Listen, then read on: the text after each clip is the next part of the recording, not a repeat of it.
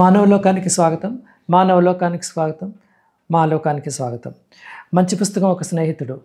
20 సంవత్సరాలు పూర్తి చేసుకున్న సందర్భంలో మంచి పుస్తకం ఏప్రిల్ 27, 2024న ఒక పెద్ద ఉత్సవాన్ని జరుపుకున్నారు. ఈ ఉత్సవంలో అనేక మంది పుస్తక ప్రియులు, మంచి పుస్తకం ప్రియులు వచ్చి వారి అభిప్రాయాలను పంచుకున్నారు. వారు ఏం మాటలు చెప్పారు, వాళ్ళ ఆలోచనలు ఏమిటి, వాళ్ళ అభిప్రాయాలు ఏంటి, మంచి పుస్తకం గురించి తెలుసుకుందాం పదండి. నమస్తే, మీ పరిచయం చేసుకుంటారా? నా పేరు మధు. నేను యక్షి అనే ఒక సంస్థలో పనిచేస్తున్నాను. దాదాపు 30 సంవత్సరాలు ఈ సంస్థ ఆదివాసీ, దళిత, బీసీ కమ్యూనిటీస్తో పనిచేస్తుంది తెలంగాణ అండ్ ఆంధ్రప్రదేశ్లో. మంచి పుస్తకంతో పరిచయము కన్నా ముందే నాకు సురేష్ అన్న, భాగ్య గారు బాగా పరిచయము 30 years నుంచి. వాళ్ళ దగ్గర నేను పిల్లల సాహిత్యం గురించి, పిల్లలతో ఎలా క్రియేటివ్ లెర్నింగ్ చేయొచ్చు, ఇవన్నిటి గురించి నేర్చుకున్నారు. మంచి పుస్తకం స్టార్ట్ అయిన తర్వాత మాలాంటి వాళ్ళం కూడా దాంట్లో భాగస్వామ్యం ఉంది. ఎందుకంటే వాళ్ళు ప్రచురించిన ప్రతి పుస్తకం కూడా మేము గ్రామాల్లోకి తీసుకెళ్ళడానికి ప్రయత్నం చేస్తాం. ఇప్పటికి దాదాపు ఒక 100-150 గ్రామాలలోకి ఈ పుస్తకాలు మేము వెళ్ళేలాగా చేశాము.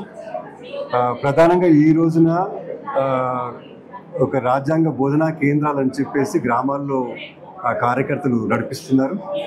దాంట్లో భాగంగా పిల్లలకు చదివించటం ఎట్లా, పిల్లల్లో ఆసక్తి కలిగించటం ఎట్లా. కోవిడ్ తర్వాత ఏమైందంటే, కోవిడ్ టైంలో పిల్లల్లో పూర్తిగా చదవటం అనే దాని మీద నిరాసక్తితో వచ్చింది.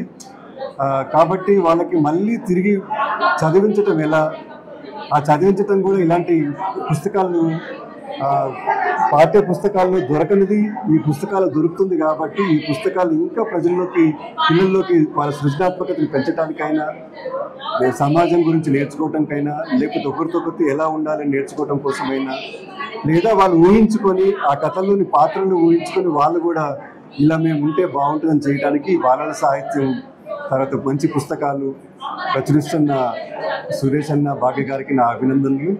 ఈ 20 సంవత్సరాల కృషి ఇంకా ముందుకు పోవాలని కోరుకుంటూ, మాలాంటి సంస్థలు, మాలాంటి కార్యకర్తలు ఈ పుస్తక ఉద్యమాన్ని ఇంకా ప్రజల్లోకి తీసుకెళ్తామని కూడా ఈ సందర్భంగా తెలియజేస్తున్నాను. Thank you.